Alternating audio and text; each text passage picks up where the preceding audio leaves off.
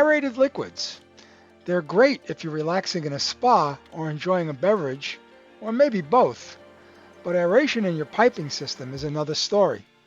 It can be problematic. Aeration or cavitation can lead to premature pump wear, inefficiencies in an HVAC system, and inaccuracies in your flow measurement. Aerated liquids are arguably the number one source of issues with flow measurement when using transit-time ultrasonic flow meters, regardless of the brand being used.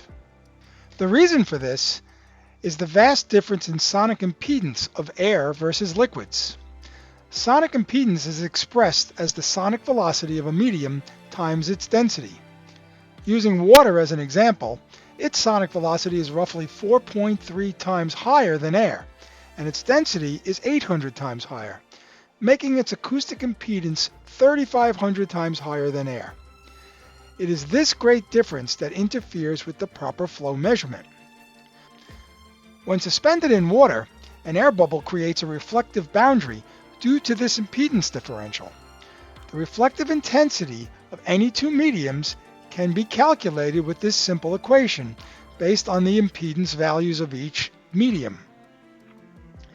In the case of air and water, the reflective index is 99.8%. Essentially, all the ultrasonic energy impacting the air bubble is reflected. So how does aeration impact a transit-time ultrasonic flow meter? And how can you determine if your application is aerated? Well, it's actually fairly simple. And as you'll see, ultrasonic flow meters are excellent aeration detectors.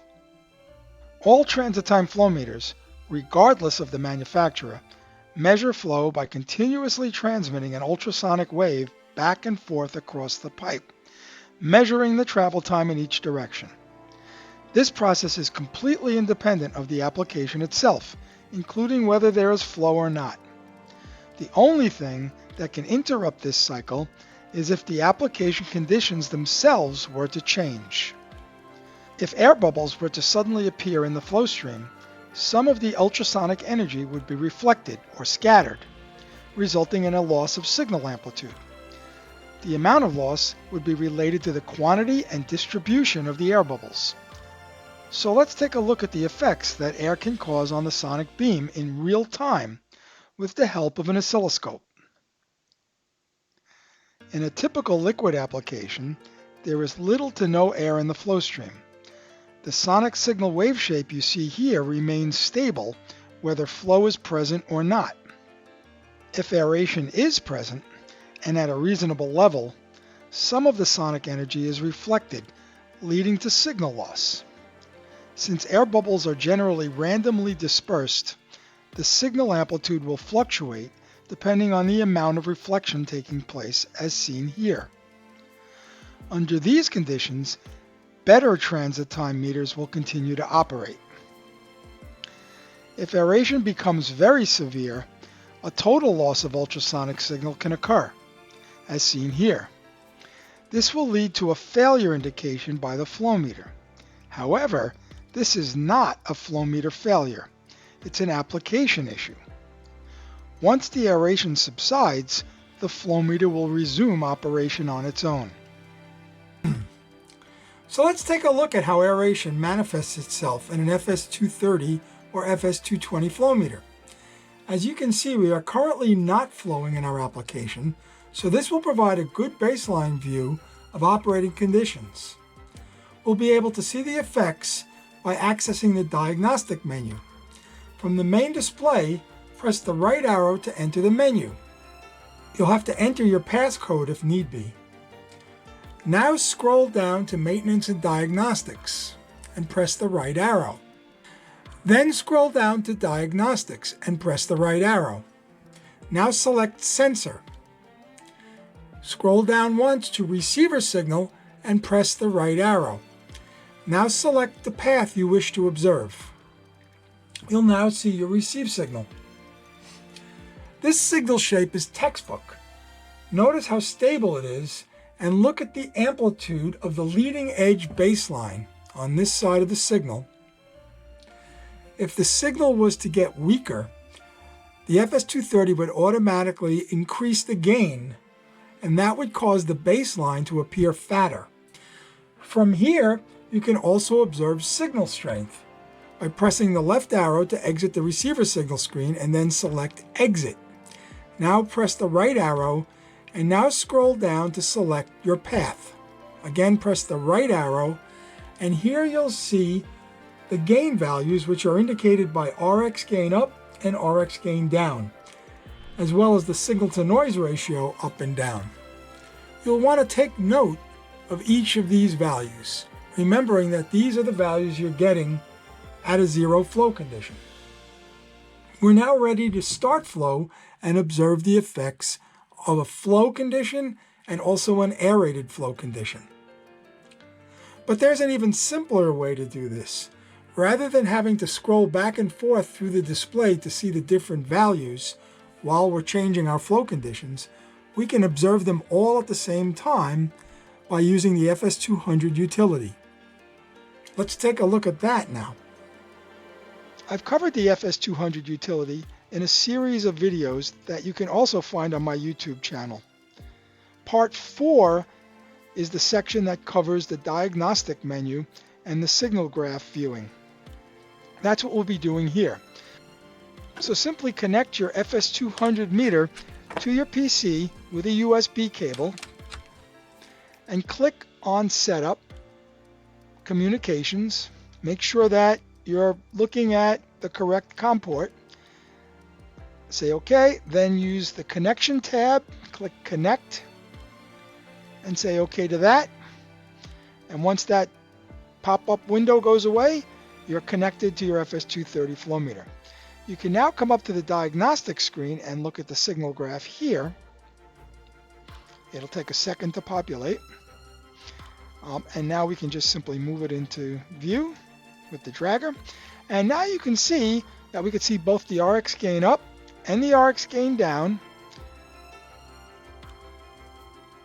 You can see the signal waveform.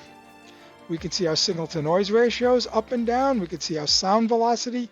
So pretty much everything is right in front of us. So now when we start flow, we don't have to be scrolling back and forth through the menu of the flow meter. We can look at it all at one time right here.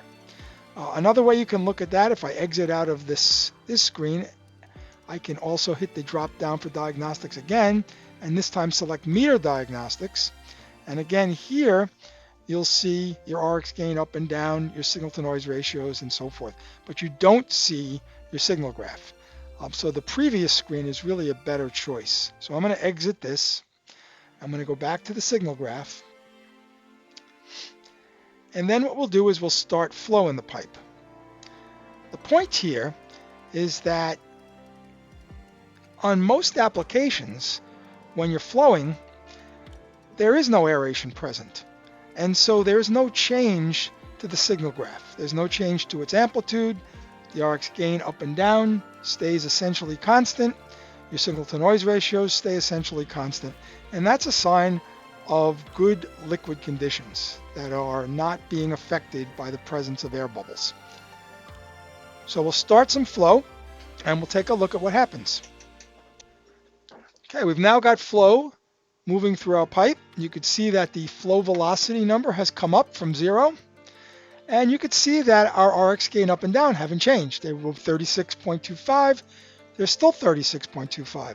What you can see is that the signal graph seems to have gotten a little fuzzy, and that's because there's actually a delta time on the signal now. So if we were to zoom in a bit, you'd see the difference in time between the upstream and downstream signal. It's very small, but it's there.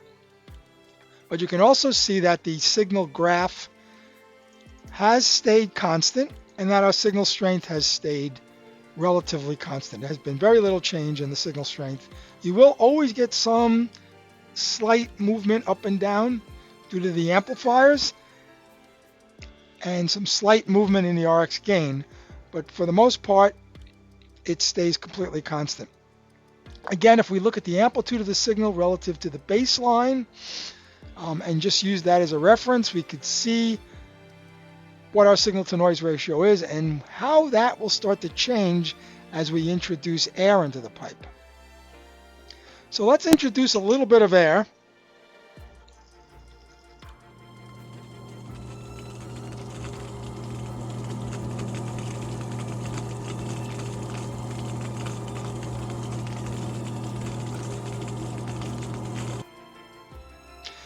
We're getting some noticeable aeration in our pipe now, and if you can see, the RX gain now isn't quite as stable. It's starting to jump up. It's bouncing around between 40 and 38, and you'll actually see some movement in the peaks of the signal graph as well as the baseline. So we're starting to get acted upon by an outside medium now, which is the air bubbles. The air bubbles are starting to scatter some of the sonic beam, causing the signal to get a bit weaker. Very similar to what we saw earlier with the oscilloscope. This is a digitized version of an oscilloscope, so it's not quite as responsive, but you can still see the effects here. Now, if we start to really increase the aeration, you get a very high level of aeration. Now you'll see that the signal's gotten considerably weaker, and the baseline has come way up, and the RX gain has also gone way up, so we're getting a lot more gain now. But the meter is still measuring flow. You can see that your flow velocity is still there. It's still measuring. It's still in the green. So even with a substantial amount of air, the meter is still able to hang in and measure flow. So you can see even with this high level of aeration and that weakened signal with very high gain values, the meter is still hanging in there, measuring a flow rate. The wide beam principle that Siemens FS230 and FS220 flow meters use allow for substantial signal penetration through the pipe, and even though much of the signal is being reflected away, there's still enough signal arriving for the meter to process and make a flow measurement. If the aeration became overly severe, we would get a complete loss of signal and the meter would fail to operate. So you can now see we've had a complete loss of signal. Everything is turned red, and the meter is no longer able to measure flow. Flow readings have gone to zero. Everything is pretty much gone to zero because there's no ability to observe or receive signal. So we've had a complete failure. But once that aeration is resolved, your signal comes right back, and the meter picks right up and begins measuring flow again. So as you can see, this is not a flow meter problem. When there's high levels of aeration, the air bubbles scatter the sonic beam, and the more aeration there is, the more scattering takes place. Once the aeration becomes so severe that no received signal can get across the pipe, the meter will stop operating and declare a fault condition by showing a zero flow. Once that aeration condition resolves, the meter can come right back and continue to operate. And so if there was something wrong with the flow meter, it would not just fix itself, it would continue to be in fault. But because you can see that once the conditions that are creating the fault have been cleared, that fault goes away. So again, as I said earlier in the program, an ultrasonic flow meter is an excellent aeration detector. The two-phase flow condition caused by aeration is typically a contaminant of a flow system and undesirable.